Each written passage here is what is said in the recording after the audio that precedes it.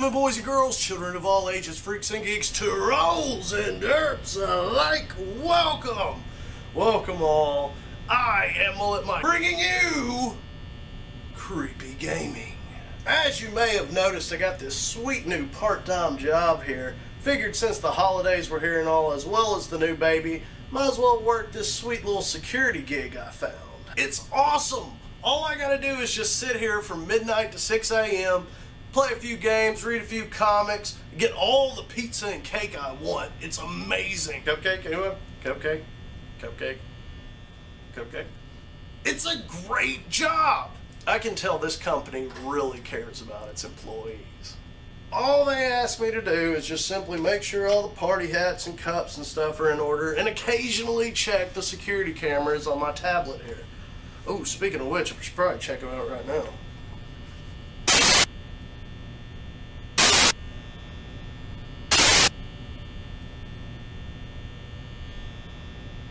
This place apparently has cameras set up everywhere. Hey, is that my gaming room?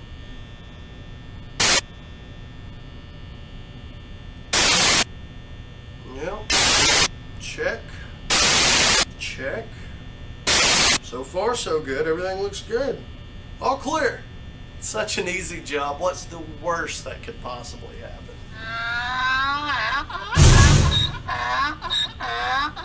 Okay, so I'm expecting a phone call, some career orientation thing, I don't know. Either way, enjoy this episode of Creepy Gaming that I prepared for you guys. I don't know, five nights at Eddie's or something like that, I don't know. Special shout out to all these fine folks right here. I want to thank you all so much for your support. Because of you, Five Nights at Freddy's has become the most highly requested episode to date. Thank you, shout out to Aiden, Branton, Susie, and family. Enjoy those Creepy Gaming shirts. Special shout out to Justin Grimes. Enjoy this episode. As a matter of fact, I hope you all enjoy this episode, the season 4 finale of Creepy Gaming, and I figured, what better way to finish it out? So, without any further ado, turn the lights down and the volume up as we journey into some creepy gaming.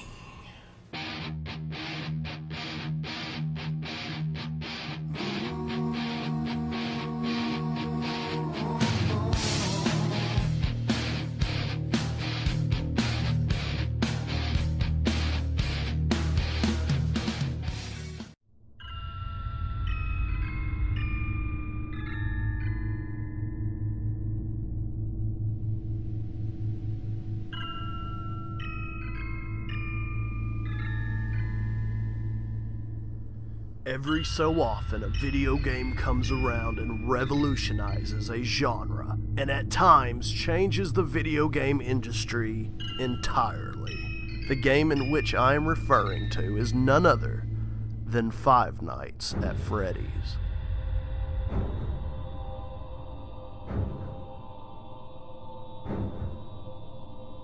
Five Nights at Freddy's is a horror game developed by indie developer Scott Cawthon. This PC title has been critically acclaimed by both reviewers and players alike. I won't bury the lead. This is definitely one of the more original horror titles that I have played in years. You play as a character named Mike Schmidt, a new employee of Freddy Fazbear's Pizza.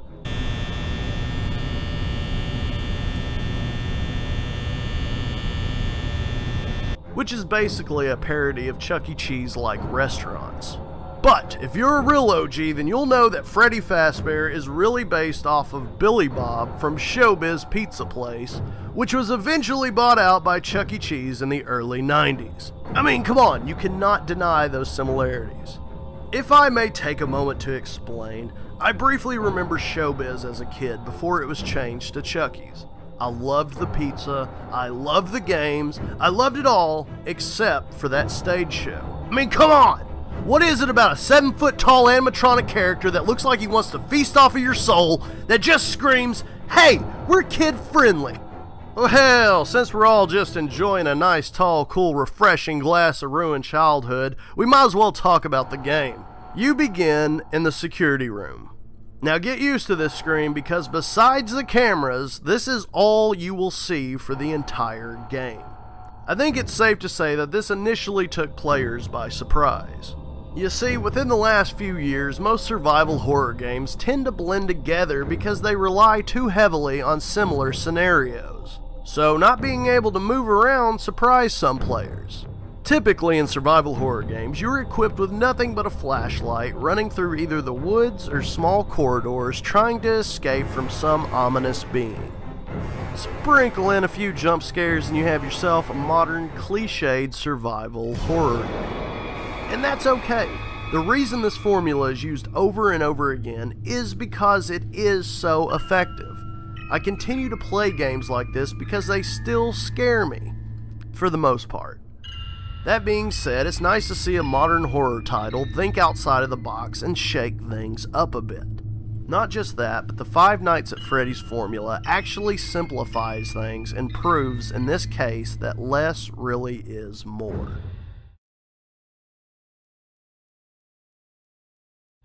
Once you come to terms with the fact that you can't move, both the plot and tone are set perfectly when you hear your orientation message.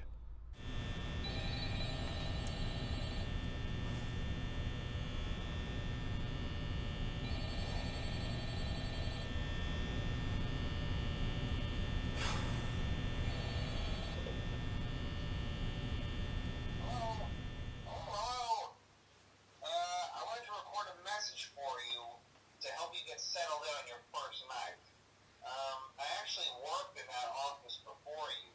I'm finishing up my last week now, as a matter of fact, so I know it can be a bit overwhelming, but I'm here to tell you there's nothing to worry about. You'll be fine. So let's just focus on getting you through your first week, okay? Let's see. First, there's an introductory greeting from the company that I'm supposed to read. It's kind of a legal thing, you know. Welcome to FREDDY'S Pizza, a magical place for kids and grown-ups alike, where fantasy and fun come to life. Fazbear Entertainment is not responsible for damage to property or person. Upon discovering that damage or death have occurred, a missing person will be filed within 90 days or as soon as property and premises have been thoroughly cleaned and bleached and the carpets have been replaced. Blah, blah, blah.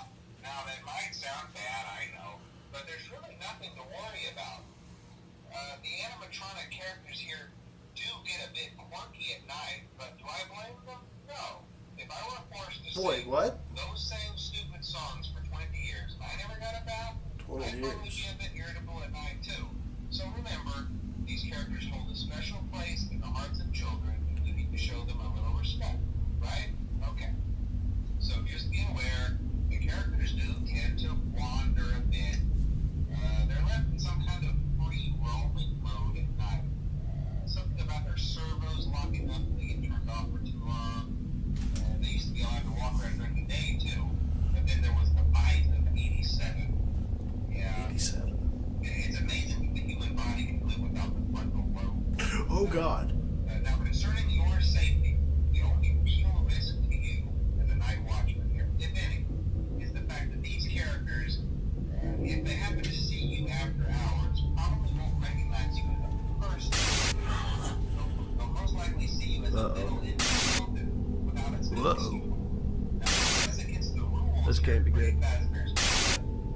No. Enough of that. What?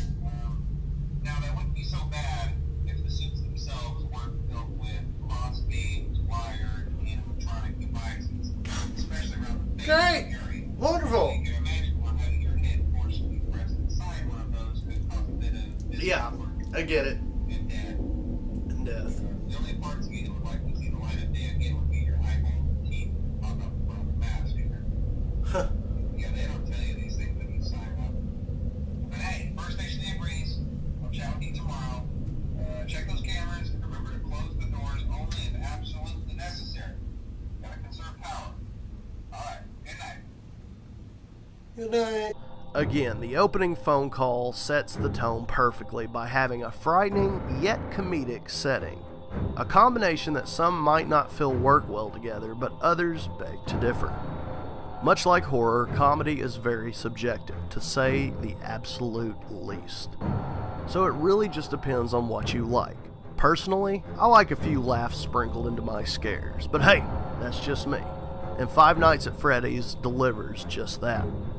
So if you haven't guessed by now, the title Five Nights at Freddy's is in reference to the fact that you must survive, well, 5 nights at Freddy's. This game has a disturbingly fascinating backstory. There have been many thoughts, theories, and speculations as to what truly happened.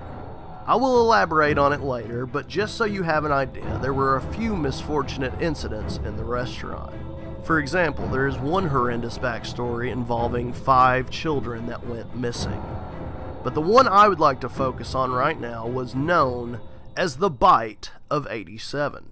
As forementioned by the phone guy, in 1987, one of the animatronics turned on a customer, literally biting their face off, causing the worst kind of publicity for Freddy Fazbear's Pizza. Now, years later, the diner gets a grand reopening, and unfortunately, you are the one who has to find out exactly how bad of an idea it was. The game is basically, for a lack of a better term, a point-and-click adventure, although that doesn't really do it justice. Five Nights at Freddy's is a very original game. I guess the only other title that I could think of to compare it to would be 1992's Night Trap for the Sega CD. Similar, but Five Nights at Freddy's ultimately brings something new to the table. Rather than one, here you must survive 5 terrifying nights. Each evening has its own pace and signature events. Night 1 really just kind of lets you know what you're in for. While switching cameras, you soon learn where Freddy and friends' stationary positions are. As soon as you start to figure it out, they begin to move. What was once a still, silent party room quickly fills with the silhouette of a malevolent animatronic.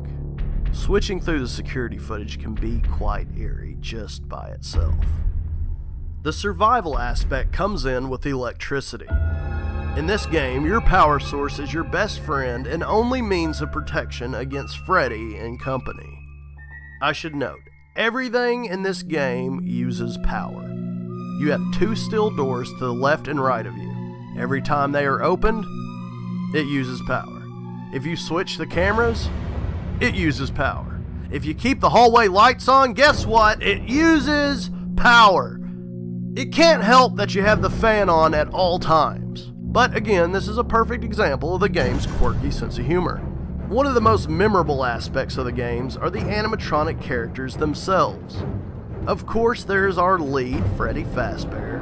In addition, there's Bonnie the Bunny, Chica the Chicken, and of course, Foxy the Pirate. There's even a character in the game's files known as Yellow Bear, often referred to as Golden Freddy, but more on that later.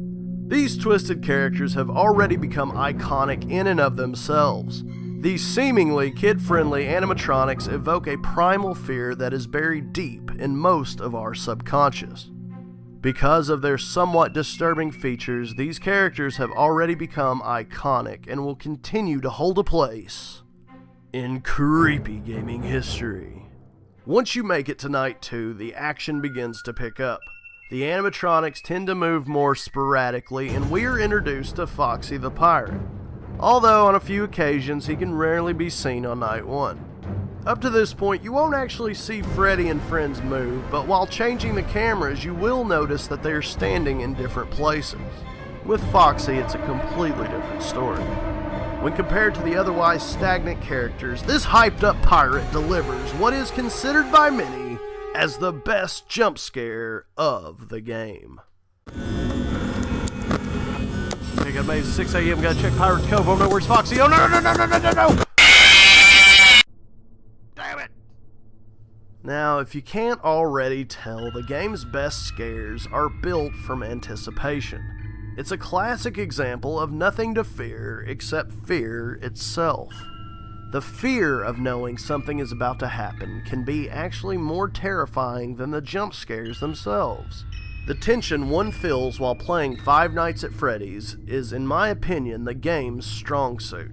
This title keeps you busy switching between cameras, keeping doors open, all while maintaining your power supply. It was designed to get your adrenaline rushing, your blood pumping, and your heart racing. Because of the game's nervous tension, I commend Scott Cawthon's contribution to the survival horror genre. Kudos to you, good sir. As forementioned, the nights gradually grow more tense, the animatronics become more active, and the game's overall difficulty intensifies.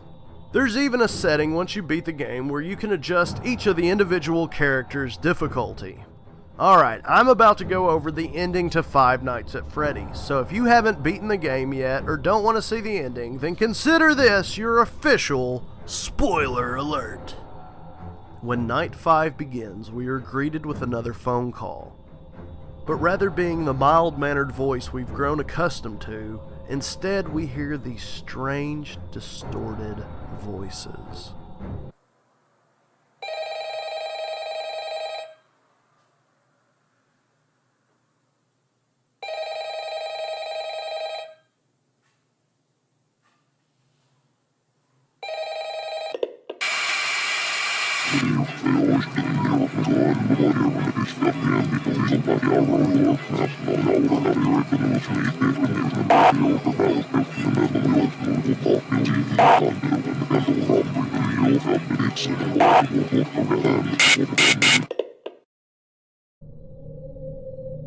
As stated before, the animatronics are now much more active and your energy can drain much faster. You complete the game by surviving all 5 nights. Unfortunately, the ending of the game is rather anticlimactic. But that's okay because it's very fitting with the game's twisted sense of humor. You receive your week's pay of $120, a pat on the back, and a good job sport. Great. That's pretty much it.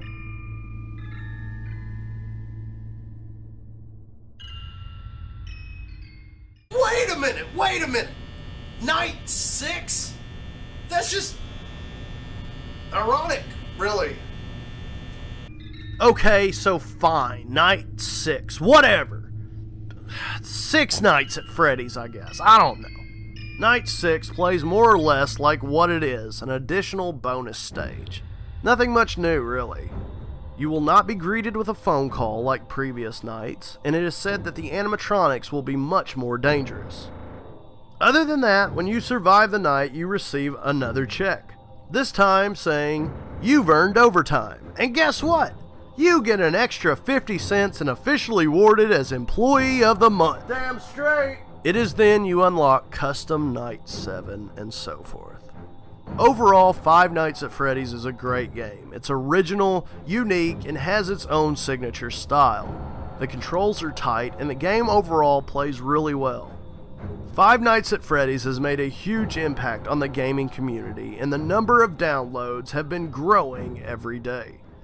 I can't ever remember a horror game having this much buzz around it. The closest I can think of would be either Amnesia, Slender, or maybe even Silent Hill's PT, but somehow those titles don't even compare. There it is! Regardless of whether or not you found the animatronic characters scary or merely laughable, you cannot deny the impact that Five Nights at Freddy's has had on the creepy community. Well, this is it. This is my final night. I guess I made it. Now, if you don't mind, I will be collecting my check and getting out of here. Oh no. Hello? Yeah, hey, it's me again. I didn't know if anyone else told you or not, so I figured I'd be the bearer of bad news, but, there's a follow-up game. Yeah, there's, Five Nights at Freddy's too. Boy, I sure hope somebody's told you already. This would be a very unfortunate time to find out. Probably really inconvenient. Well, gotta go. Happy holidays. I'm just trying to get back home to my family for the holidays. How could this get any worse? Oh.